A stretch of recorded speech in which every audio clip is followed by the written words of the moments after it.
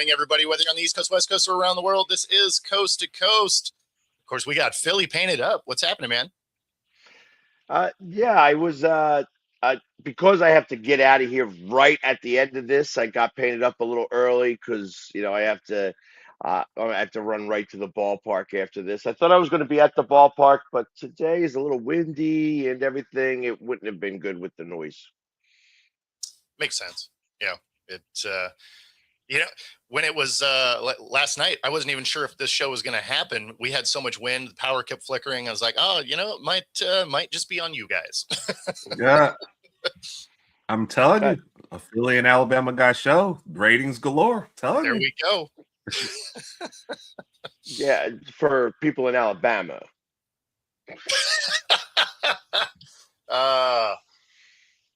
But I don't know how to take okay, so Philadelphia hates us. Is that what you're saying? That's no, I don't. I don't hate anybody from Alabama. I don't. Other than you, I don't really know anybody from Alabama. Actually, I was in Alabama one time, so it's not like I'm an Alabama virgin. I went to Helen Keller Hospital. In a previous life, I was a chimney sweep, and I had to fix their chimney. And I went to Helen Keller Hospital. And I tell you, it's very interesting because it's in Huntsville. And you're driving down whatever road it might. I think at that point, it's like maybe, is it 40? Is it I-40 that you're going if you're going east to west? And and you see all these trees. Even Donna noticed that you weren't being nice. So even she said it up there. That's not nice. On that note, shout out to Donna. Happy birthday. Happy birthday, Donna. But anyways, you're driving down the road. It might be I-40. It might be I-30. I'm not even sure. But you're driving down the road, and it's all trees and everything. And the next thing you know, there's this big monster rocket that's right on the side of the road and will literally scare you because you what did I just run into? But of course, Huntsville, Alabama is like NASA Central. But you don't know that unless you show up there. And he didn't tell this story just for your benefit. He has told this story before, unprompted. So he does have an Alabama story. Nice. So yes, I have been to Huntsville, Alabama, and I will say that it's an interesting spot. Yeah, for me, Mobile was my only spot in Alabama that I've been, and the weirdest part about that experience is I was Googling. I was like, oh, cool. Like, what's some stuff I should see while I'm there? I didn't have time to see anything, by the way. But I was like, okay, Battleship Museum. I was like, all right. I mean, that's kind of cool, but we have them here. So, wasn't that interested in that. And then they're like, oh, and Mardi Gras started here. And I was like, okay, well, that's an interesting fact. So, I mean, that's kind of cool. The third image was like this fountain in a courtyard that you'd see at every retirement home across America. And you're just like, oh, like that list was short. Like, like it was Battleship Museum. We do a thing once a year and that's it. It's a wrap.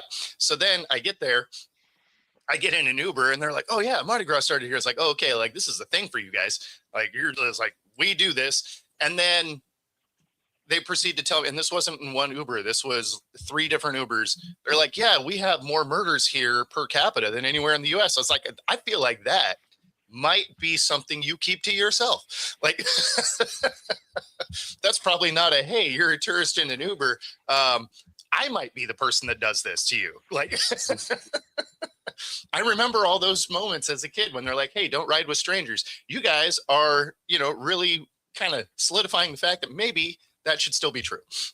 I like how both of y'all got into the very edge of Alabama, took a look around, was like, all right, not going any further than this. Well, I was there for a reason. Like, Philly got like 15 minutes into Alabama and said, all right, turn it back around. I'm getting back out. Yeah, my other Alabama is my flight over it. That's it. That's it. Yeah. So there you go. I mean, that's how we feel about Alabama. I'm sure there's some lovely places. I got to imagine Birmingham is actually a fairly large city because obviously the Stallions are from there, and the last time that the Stars were in the championship, they lost to the Birmingham Stallions. I remember because I went to that game. That was you know then the USFL like folded. The Star, I think the Stallions won 2 years in a row, and then it became the UFL. Yep. Right. And they won 1 year in the UFL. Conversely, I've never even made it to Philly. So yeah, I tell people like, listen, Philadelphia is an amazing town. There's lots to see here. Don't invest any time listening to the story of the Liberty Bell. That's go get a cheesesteak anywhere. All the cheesesteaks are great. Like you don't have to go to Pat's or Gino's unless you want to go to where the cheesesteak was originated. But other than that, it's I tell people, listen, you could go and take a picture with the Liberty Bell, and that's amazing. Or you could listen to the story where they tell you for an hour how it's big, it's gray, it's cracked. They fixed it, it cracked again. There you go. There's the summary. Go get some food. Exactly. But they also like you go and take a tour of Independence Hall and stuff like that. Amazing. I'm cast out. I've never been to Philly. You're out. He'll be coming soon enough. Yeah, I mean, the plan was actually to have gone there last year when the Mariners came. Yeah. Was supposed to go for that, but timing just didn't work out. Oh, born in Philly. Okay. There we go. See, Philly has greatness all over.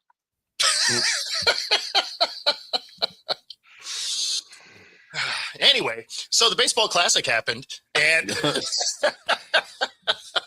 and probably in one of the funnier moments, Italy beats the brakes off of Mexico 9-1, and after the fact, they're like, "You're welcome, America," because them winning means that us not knowing how to do math allows us to get into the next round. But just funny that that's how they went in the post game. It makes you wonder if that is going to be some great bulletin board material where the U.S. goes in and absolutely smacks Italy. Well, first off, they wouldn't play each other again for to the semifinals, I think. Yeah. So it would take a minute, so a little fun fact: Italy is undefeated against Mexico. Oh, that's interesting.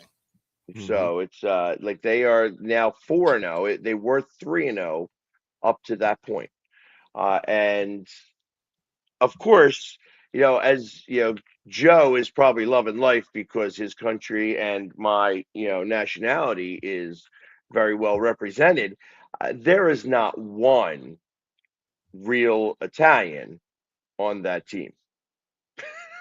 You know what I mean? There is nobody from Italy on that team at all. So do you actually want the national team, or do you want to win?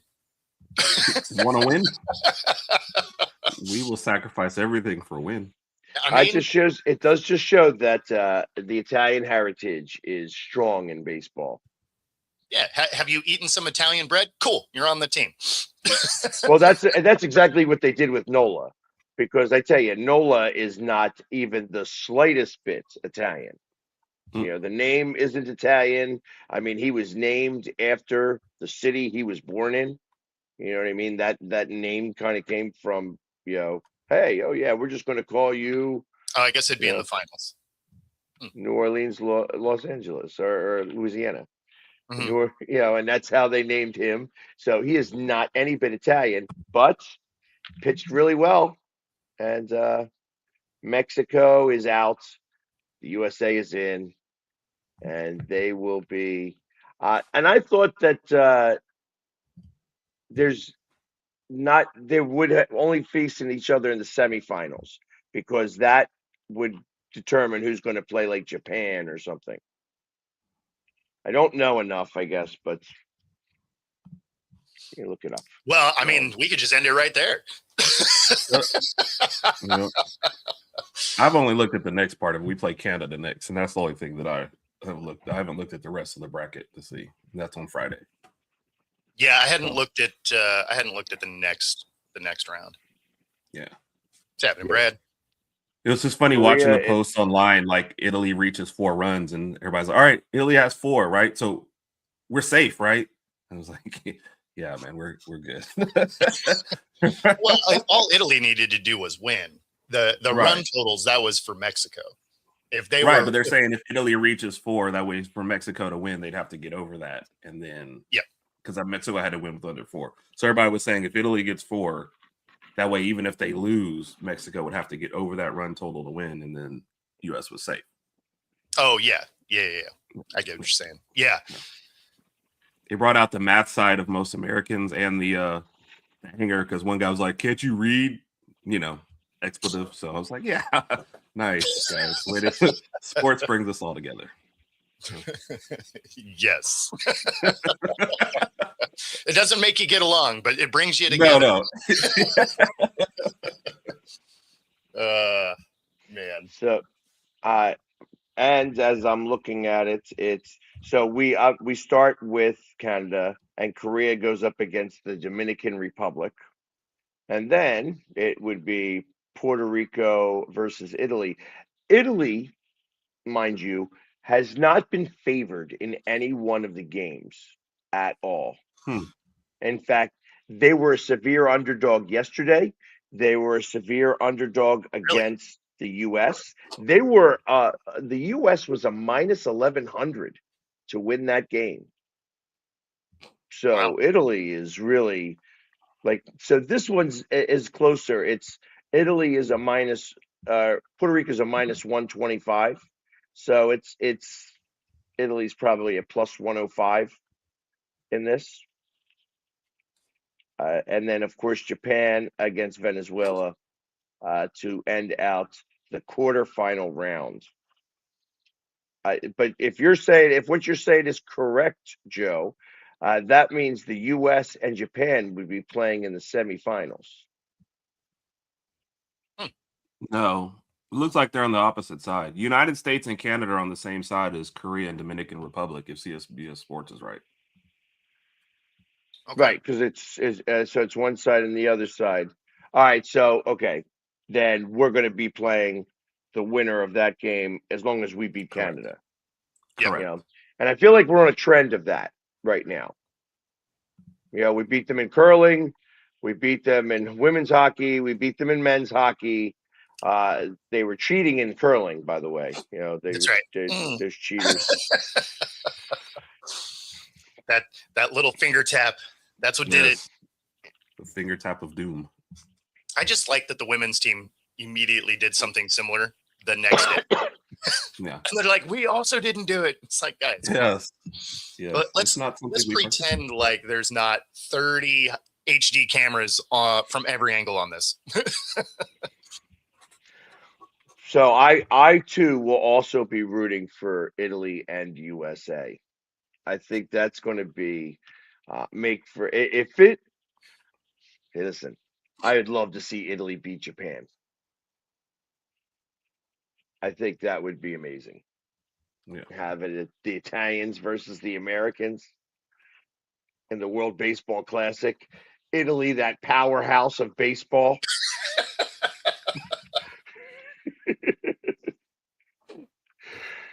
So.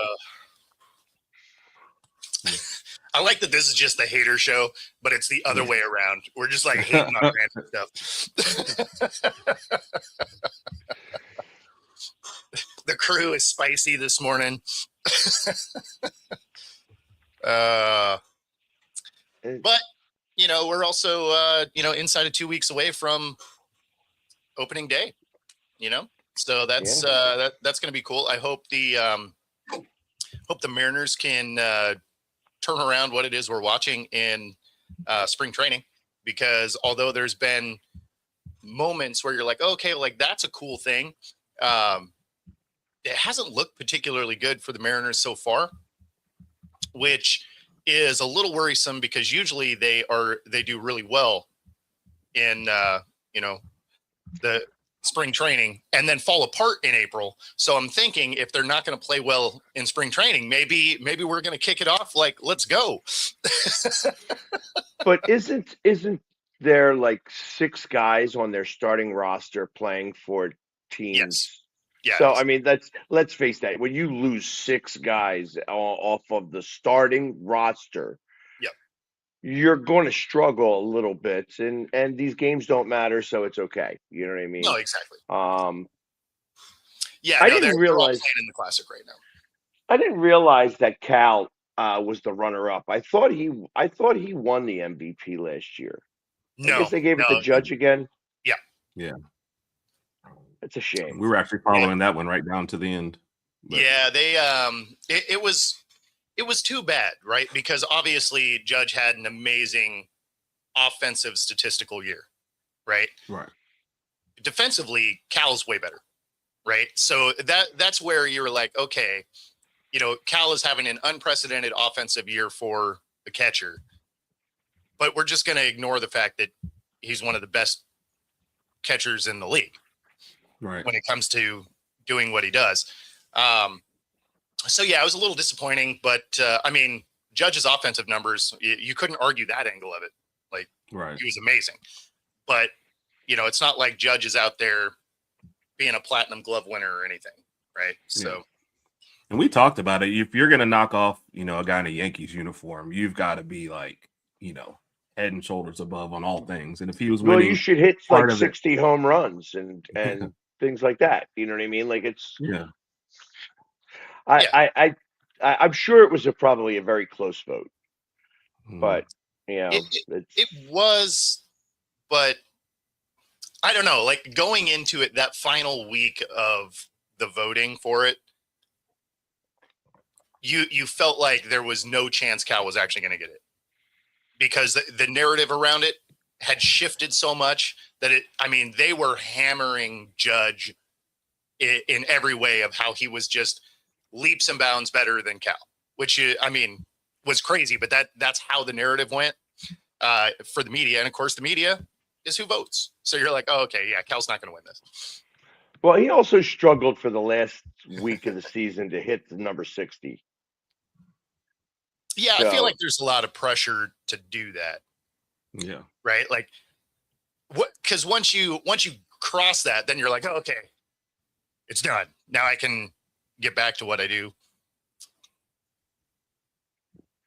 Yeah, and obviously, Nick, you're right with that. It's like he did have much better stacks, and Cal did hit a lot of home runs. The problem is that nobody else really hits as well. He would have had a good amount of RBIs if there were guys who could get on base better. Exactly. So I feel like that some of that is okay. Now, maybe he wouldn't have gotten those 60 home runs because they would have pitched around him more if guys got on base. So when you're hitting like 35 to 40 solo home runs, it's a little bit of a different scenario because you're not really concerned about it. You're attacking him, and he was to be able to hit. That being said, going into this season, after he hit 60 home runs last year, what are your expectations, Bo, on where he would be this year? As far as like a home run total? Yeah. Probably like 40. Right? Like I don't see him being on a record pace again. Like that's generally not how things work, right? I imagine he comes back down to earth a little bit. I expect him to be about a 40 home run kind of guy. Yeah, I actually put it at about 48. thinking that it's he's gonna be able to hit some home runs. You guys didn't add enough power or anybody to protect him. So I feel like you're going to be in the same type of situation. He's going to hit. You guys had a good amount of walks, and I feel like that if you moved him up into the order for number 2 rather than 3, that he would get more at bats and might be able to get more going on. You guys got to get on base is the problem. Like I said, he had a lot of solo home runs, which really was frustrating, I guess, if you're a Mariners fan. However, he did get you to the ALCS. We're used to that feeling as a Mariners fan. Frustration is just part of what we do. Yeah. I remember leading up to that in the playoffs, there was like not a whole lot of excitement from Bo. He was just kind of like, just wait, Herb. Just wait. Oh, he was all season long. He was from hope to nope. That is literally a hashtag I started a decade ago. And it has really held true the entire time. From hope to nope was absolutely a thing. And I mean, it was great for them to push through this last year. It was an exciting run. Obviously, it came up one series short. Not that I think they would have taken down the Dodgers anyway, but it at least was, fun to watch, and, not the frustration that they're frustrating because they fail in the same way every year, I guess is probably what it is. Like, it's the most predictable roller coaster. And so when you're watching it, it'd be one thing if their peaks and valleys were at least at different times, but they did the same arc every year for 20 years. So you're just like, how do you guys do this it hasn't mattered who the players are. It just doesn't make any sense. So, well, consistency is key. I mean, no.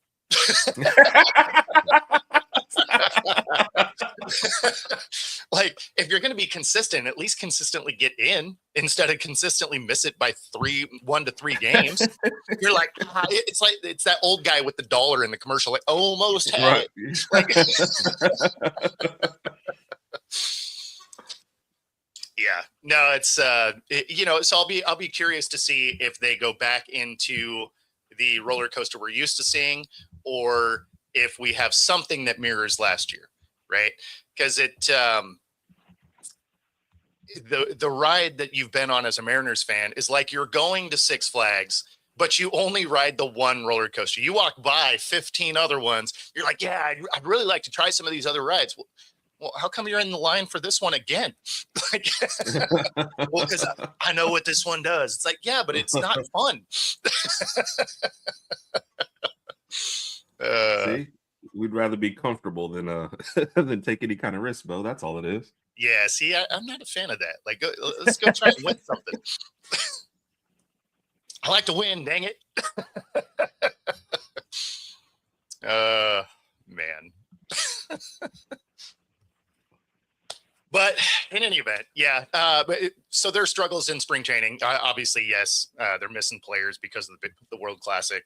There is actually a couple of cool things that happened for the Mariners, though. They have a young pitching prospect that I think his name is Logan. I have to look again. I don't remember.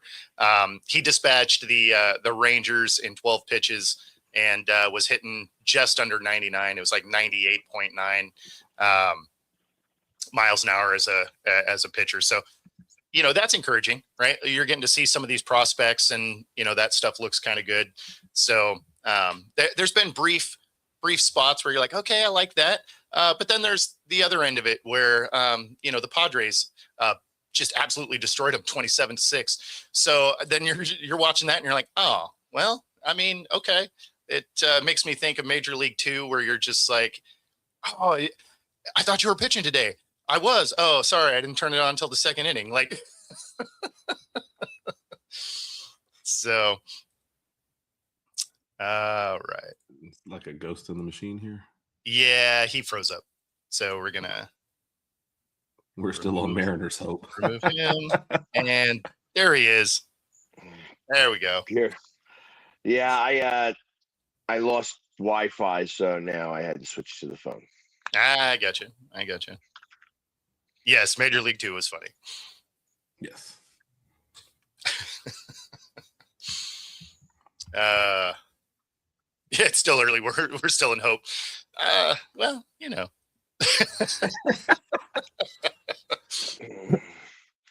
It's hard to tell when everybody's playing for different teams right now. Yeah, right. That's true. Yeah, and they don't want to shake each other's hand. Yes. Did you make a whole lot of that, or was it just kind of like, no, whatever? I never make a lot of that. Like that's a pre-game gamesmanship thing. You know, if it was after the game, like that's different. But like at the plate, you're like, nah, get out of here with that. Like, I'll say hi after the game. I'm trying to beat you right now.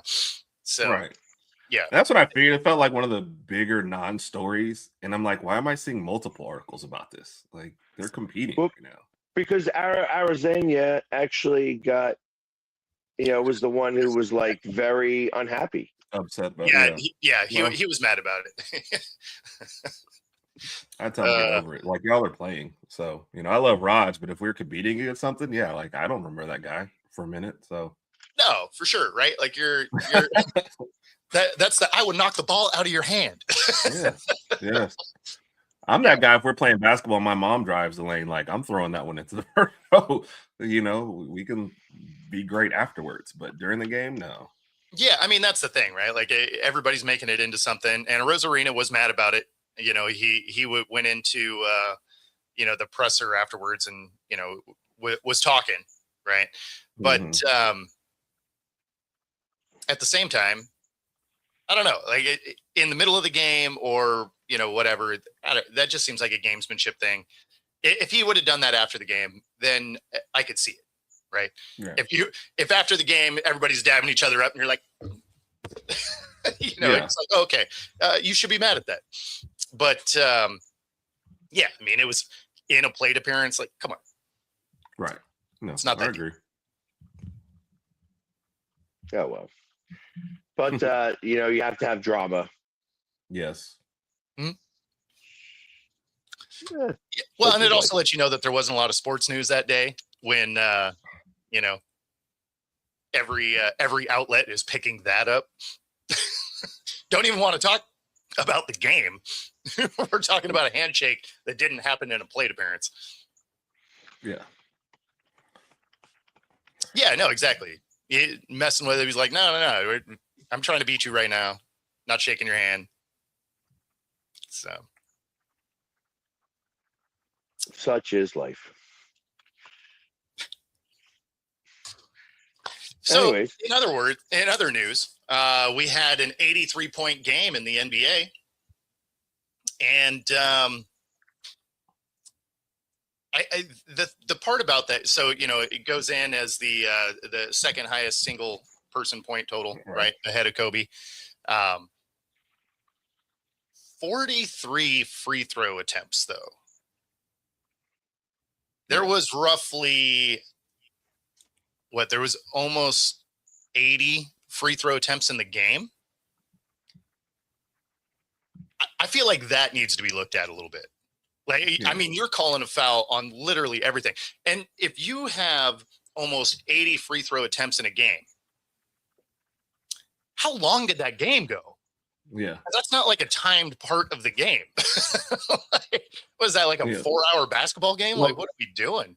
And if you look at it, a lot of it was Washington starting to double and triple team him. And then when they just couldn't stop him, they would foul him and hope instead of him hitting this bucket, we'll make him shoot free throws. So at first, when I saw that, I was thinking, okay, like, is he getting a lot of ticky-tack? No, Washington, that was like part of the strategy down the stretch. It just ended up being really, really ridiculous.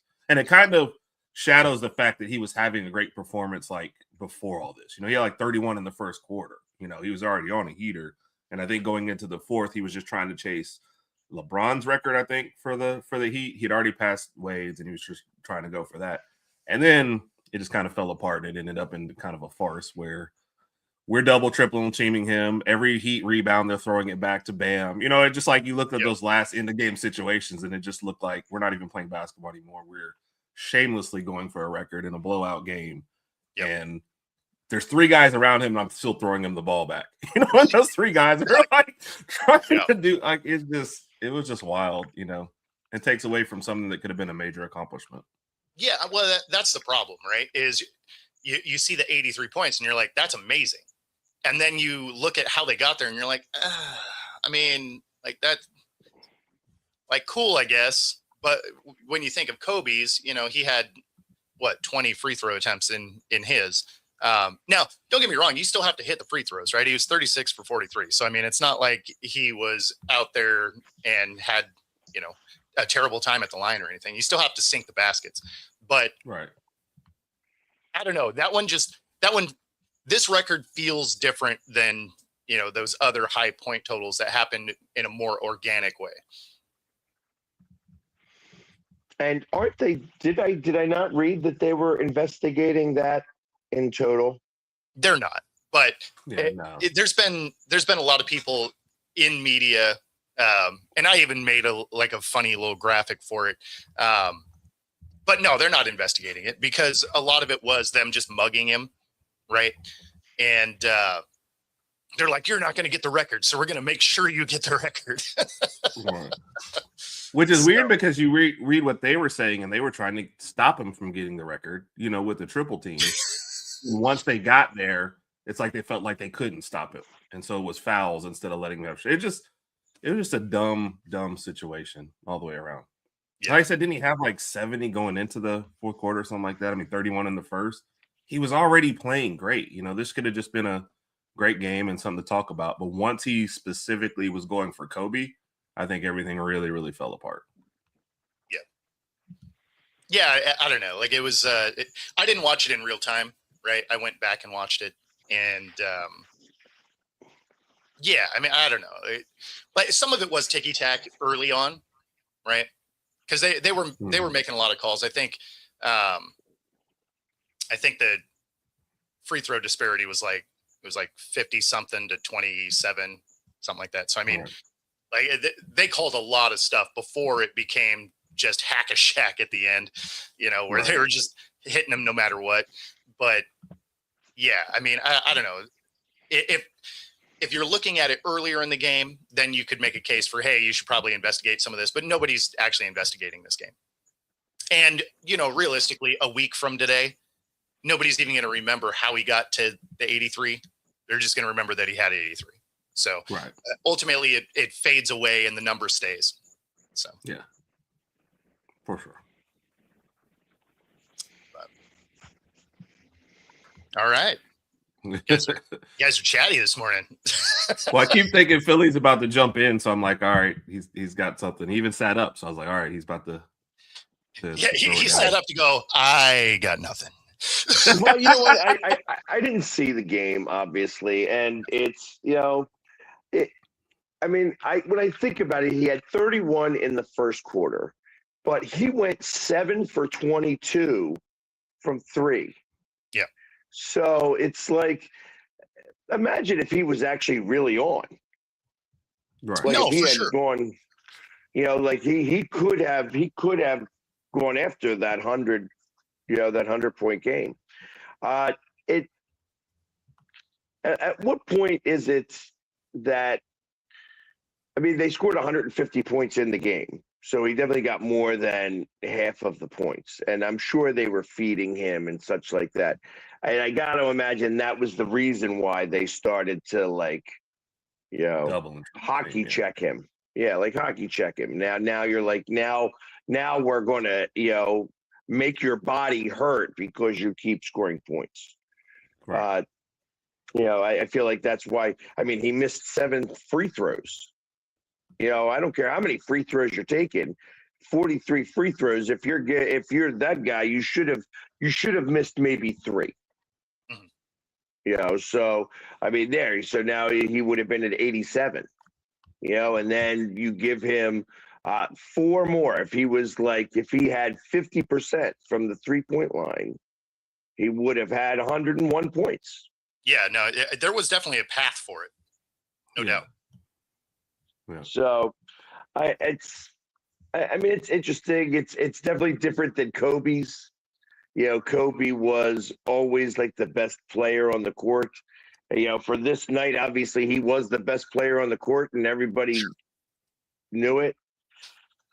But he's also played one of the worst teams though, too. So like when you said you didn't watch it, not many people did. Like I think most of us had to hear about this, but it's still the Heat versus the Wizards, And Bam Adebayo is good, but the fact that he was the best player on the court, like to your point, just shows you how bad of a game this was.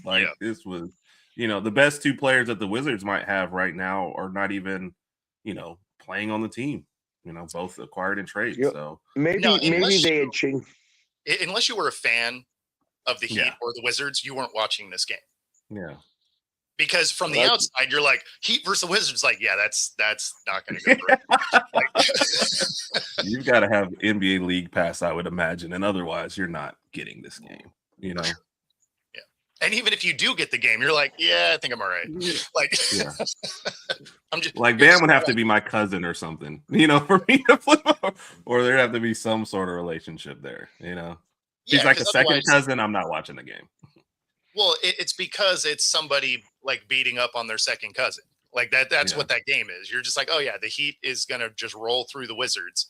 And, so yeah, I wouldn't have been turning that on anyway. Maybe that's what the investigation was. It wasn't the Washington Wizards. It was the Washington Generals. They're the ones that play the Harlem Globetrotters. Yeah.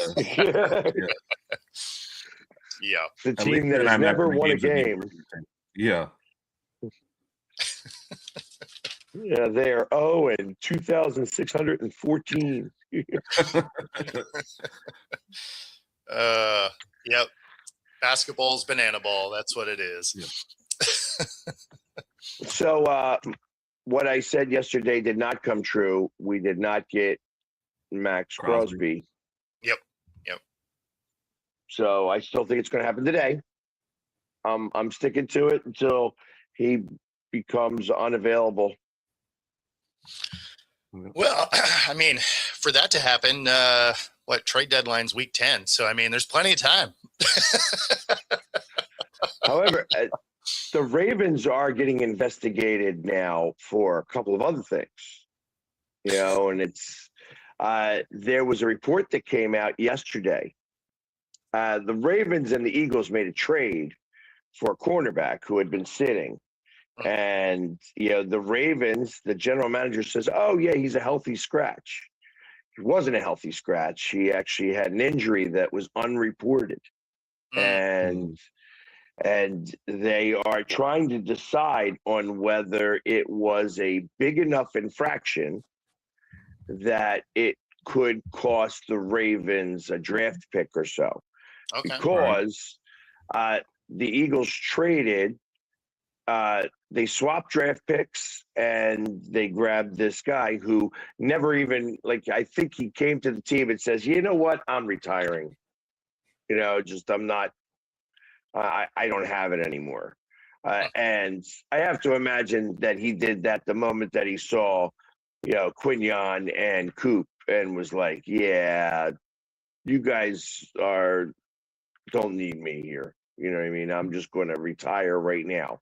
So it was like, hey, they made the trade. 11 days later, he retired, all based off of the fact that, hey, he was a healthy scratch. We weren't using him. And ultimately, he had a surgery. He was getting, and he was not playing because of soreness. But that's not how it was portrayed. Yeah, I mean, so obviously they were trading in bad faith there. It makes you wonder if that's how this Crosby thing came apart too. And there's a little bit left over from the surgery that he had during the off season here. And, did they take that moment to be like, oh, well, we can back out of this thing, get our picks back and go get Hendrickson because this isn't official because it was tampering. It wasn't officially signed yet. And that's why I was curious if is Crosby actually in worse shape than we think? Or was this Baltimore a little bit in bad faith because they realized they could undo this deal easily, blaming it on this to go get another guy that is also highly effective and keep your picks. Now, don't get me wrong. If I'm Baltimore, I'm interested in doing that, but it's still a bad situation. Yeah. Yeah. And that's what I wonder when you said the investigation. Is it just on the one trade, or is it kind of both of these incidents combined or making you go, okay, what's Baltimore doing over there? So I look at what Baltimore did with Crosby a little bit like, and it's just kind of funny where there are games, football games that I'll go to that I will look to see if I can move down closer to the field, and I'll find a ticket on Ticketmaster, and I hold the ticket. And if you go and hold that ticket every 10 minutes, the ticket comes off of the board, so nobody else gets to see it, but I'm not actually buying the ticket. Now you got to be diligent and keep hitting the hold. Like you got to go back in and refresh and then re-hold the ticket after it gets released back in, so on and so forth. So you're playing a game. I feel like that's what Baltimore did here. Right. I think that Baltimore knew they weren't going to create this. They're like, oh yeah, we're going to give you 2 first-round picks, and and then it's like, hey, when it gets to the actual portion of the season, nope, fooled you. You know what I mean? And I feel like that's part of the gamesmanship that you can kind of do to certain teams. The problem with that is there's only 32 teams. So you do that and you end up with a lot of GMs that probably don't want to deal with you anymore. So that would hurt you a lot moving forward. So like if you wanted to, and why would you do that to the Raiders? They're already bad. Like it'd be one thing if you were doing it to a Super Bowl champ. You're like, hey, we're gonna mess these guys up a little bit. You're talking about a team that has the number 1 overall pick. Like, there's nowhere to go but up. You're not doing that to Super Bowl caliber teams, because Super Bowl caliber teams aren't making those situations occur. Yeah. Well, no, but what my point is there is it's a small community. And if you are doing that, other GMs, it's not like they're not going to know, right? So they're going to be like, I'm just not going to deal with this guy. Right. Because I don't need him to unravel the deal in the 20th hour. Like I want to know when I make a deal, it's a deal. Then it's going to be a deal. Right. So if that's how it went down, I mean, all you did was hurt your future in that. Yeah. But to his point, though, as fast as the Hendrickson deal came up right afterwards, makes it look worse. It makes it look like, to his point, they were holding Crosby and then just over here negotiating. Once they got this one done, they're like, okay, we're good.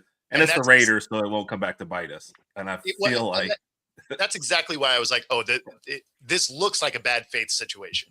Right, for sure.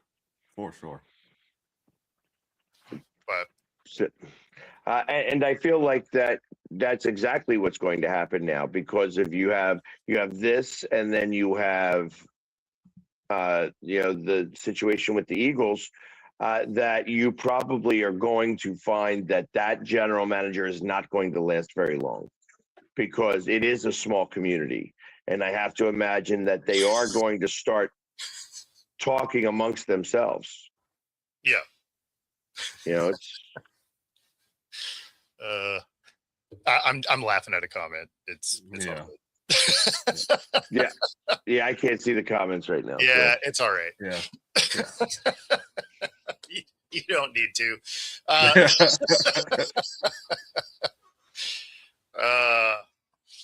Outside of that, though, I mean, the rest of the free agency kickoff really has gone pretty smoothly. Usually there are a few deals that get unraveled. I haven't really heard of any other ones that have had that happen. Usually there's a handful of them that for whatever reason, it just doesn't come together. And it sounds like outside of the Crosby one, they've pretty much all just kind of cruised through. Yeah. Nothing major, honestly, coming through. And then we the little tweet that we came out, somebody thinks that for sure Kyler Murray is going to the Vikings.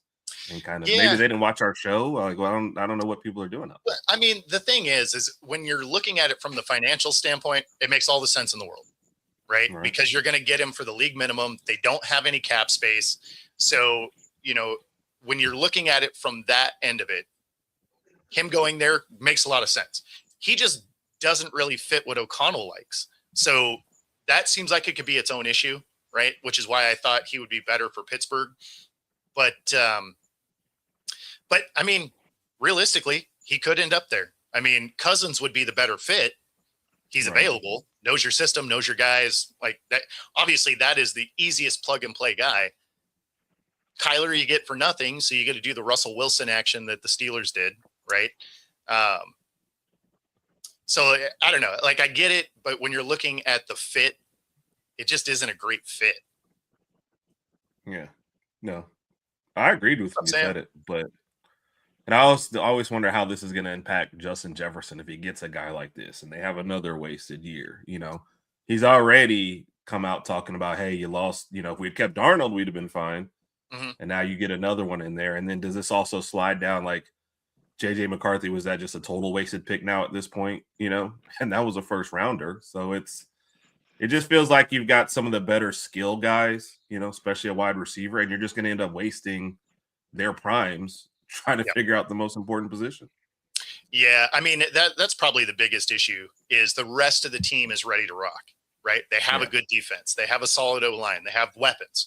You just need a quarterback that can competently do the job. You don't even have to have an MVP at the position. You just need a guy that can come in and play the position.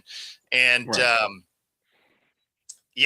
mean, unfortunately, I don't know that Kyler's that guy for you anyway. He's athletic, no question. Is he going to get up to speed to lead your team this year? Are the rumors of him not wanting to study a playbook real? Because if that's the case, it's definitely not going to work out. So, you know, I feel like there's way too many question marks for Kyler to go there when you have a guy that literally knows your whole system. Right. If Kyler was the only high-level target out there, hey, fair enough, right? But when you have Kyler, who has a work ethic question mark around him, whether it's true or not, right? Or the guy that ran this system for years. I don't know. I don't think the money is going to be that different between the two either. I think Cousins wants to start, and his opportunities are going to be pretty limited. Yeah. Especially at this phase and the way things went with Atlanta. So for sure. But it's probably worth taking a flyer on for a year. And then, I mean, you still have to, like I said, you have to figure out what you're doing with JJ McCarthy. Are you punting on that whole situation? So I don't know. Kyler would not be my would not be my pick. No. Like I said, money sometimes talks, and if it's cheap, they're like, he was a starting quarterback, he was a number one pick. Let's take a shot at him. So I see it because they have limited cap space like that. That's one of the bigger things too. But none of the guys that are available are going to command a lot of money at this point. So even the financial end of it doesn't mean that much because you're going to get Cousins for cheap too. If Rodgers comes back, that's relatively cheap. You could probably, get Carr off the bench. I mean, Carr is your last option there, but I mean, like, right. All these options just sound Carr's skill set is more what O'Connell likes. But what my point is none of these guys are going to make a lot of money. Right. So the fact that they don't have a bunch of cap space doesn't matter because you're talking about four dudes that are going to be around a vet minimum anyway. Rodgers probably the most expensive of them. Yeah. Right. But I don't think Rodgers goes to Minnesota. No, I don't think so either. Yeah. Does he come back to Pittsburgh? It's more likely that than anything else. I think that he's probably going to retire. I mean, I know that I know Donna's gone, but she'd be excited about that. She'll be hoping for that. Yeah. No, I think you're kind of right. Like, I don't see a lot of reason for him to come back. Like, that team's not going to be good. The Steelers are going to enjoy their first losing season in 20 years. And I don't know that Rodgers necessarily wants to come back to that. Him going to the Vikings, he gets to finish the Brett Favre arc. So, I mean, that could make some sense. Yeah, I don't see that occurring.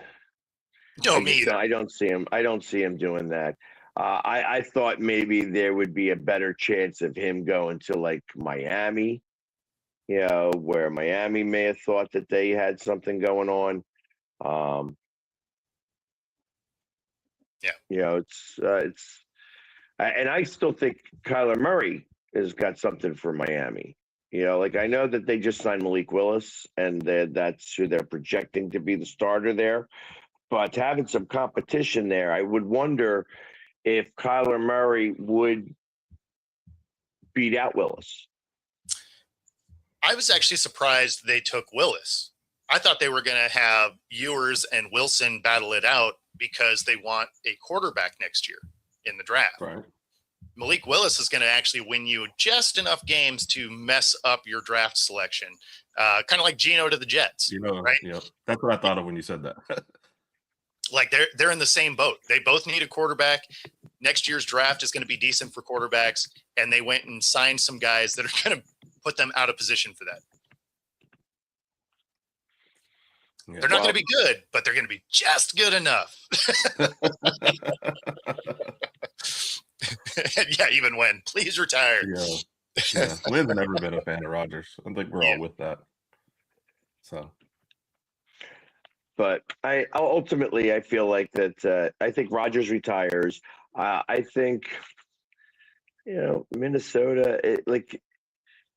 Tua hasn't signed anywhere yet. I know that they were talking about the Falcons. No, it sounds like that's a done deal. It sounds like him going to the Falcons is done. To what, he's going to compete there for the starting job? Yeah, that's what they're saying. Yeah. But they have a similar skill set between the two, right? They're both lefties. They both move in the pocket very similarly. They both will miss half the season. So, between the two of them, you have a starter all year. Yes. Well, that's kind of why I think it is uncanny. I was wondering if Tua fits into the Vikings scheme at all, and have they had conversation? I don't believe so. On all of those, he was linked. He was linked so fast to Atlanta.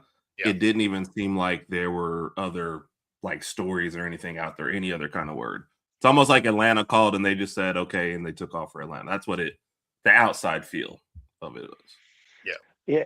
I mean, because Cousins going back to the Vikings. I mean, if you're Minnesota, you've been down that road. Why would you want to go back down that road again? I mean, well, because the road you're on is absolutely wasting the talent on the roster. So you could at least go back to a guy that gets you in the playoffs. Yeah, but it's also the guy who is, the moment that the limelight shines bright, he does not. No, for sure. I mean, all of those things about him not being able to play in prime time is a real thing, right? Like the numbers support it. And the problem with playoff games is they're all in prime time. That's right. So, I mean, it's like they would have a better chance with Phillip Rivers. My opinion. I mean, they might. Who knows? Rivers didn't exactly light it up through the playoffs either. Like, there's a reason he didn't win a ring. Yeah. And a lot of these guys will look at the regular season success. Love a guy like Cousins, especially with the Vikings having such a down year. Sometimes you end up settling when you do stuff like that. And you're like, look, can't fail in the playoffs if we don't make it back to the playoffs. And, Kirk Cousins can get you to the playoffs. You just, the ride's going to stop there.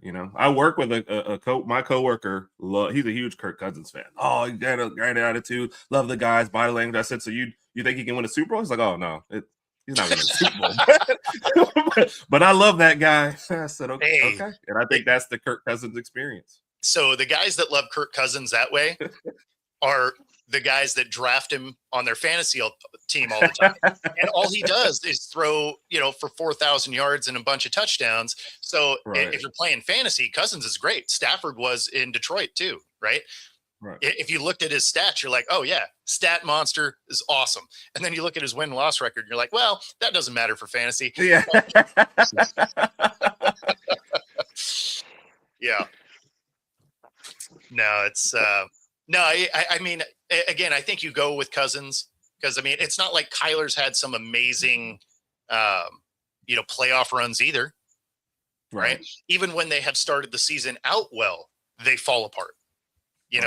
There was that season, they started 7-0 or 8-0, something like that, and then missed the playoffs because they just couldn't figure out how to keep playing football. So,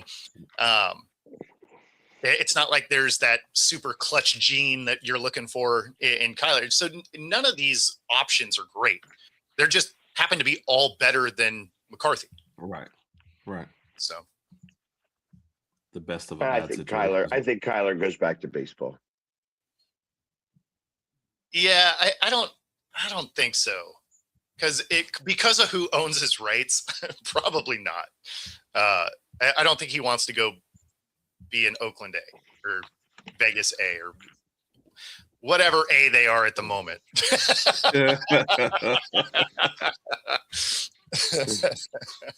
And yes, that was said exactly how it was supposed to be.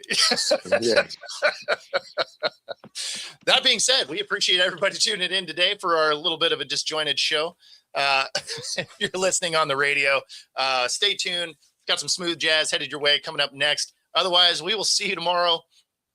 Take it easy, everybody. Smooth jazz. Yeah.